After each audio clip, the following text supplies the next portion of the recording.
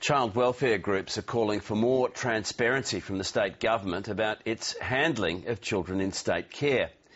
The Premier says the government will no longer be discussing publicly individual cases of child neglect for fear of identifying those involved.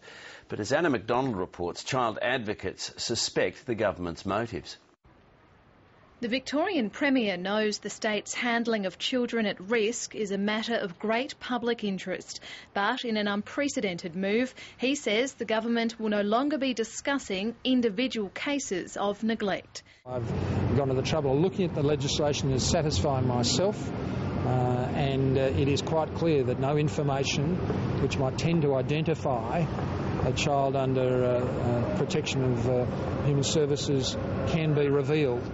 Well, we are concerned that this will actually close down debate and discussion. The revelation last week of a 12-year-old girl falling pregnant while in state care caused confusion within the government as to just how much it could reveal about the young mother. The minister responsible for child protection said she couldn't discuss the case for fear of identifying the girl. Well, I actually would love to be much clearer about it because it does make it appear as if there's something to hide where there's absolutely not. But the law's very clear.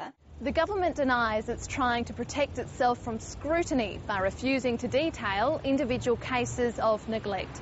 But lawyers and child welfare groups say it's vital cases are discussed in general terms so that lessons can be learned.